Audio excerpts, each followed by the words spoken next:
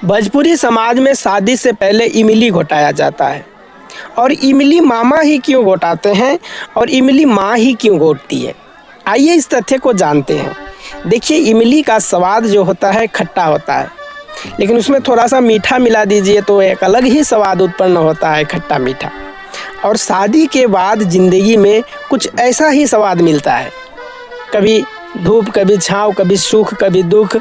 मतलब शादी के बाद जीवन खट्टा मीठा हो जाता है।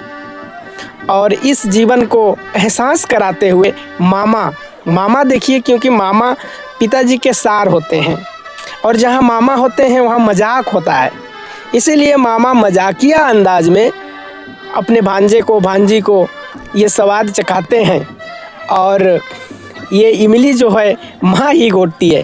माँ इसलिए घोटती है क्योंकि यहाँ पर माँ का ममता जो है ना, वो कहीं बंटता हुआ नज़र आता है। शादी के बाद स्वाभाविक है, दाम्पत्य जीवन में जब लोग प्रवेश करते हैं तो कुछ ममता वो लोग का अधिक हो जाता है आपस में, पति पत्नी में।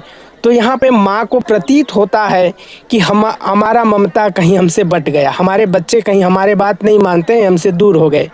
तो ये जो बीच वाला जो रिश्ते का जो ममता का स्वाद है ना, वो माँ चख लेती है, वो माँ स्वीकार कर लेती है। वो कहती है ये स्वाद जो बीच वाला ममता का हिस्सा जो हमारे अंश में आज के बाद से आएगा, मैं उसे स्वीकार करती हूँ, मैं उसे घोंट लेती हूँ। तुम लोग शादी करो।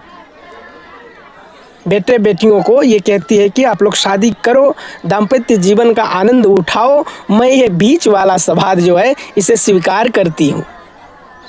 तो हमारे भोजपुरी समाज के शादी में जो भी रस्म रीति रिवाज हैं वो बड़ा ही महत्वपूर्ण है और बहुत ही महत्वपूर्ण तथ्य और जीवन में बहुत ही महत्वपूर्ण भूमिका होता है इसका।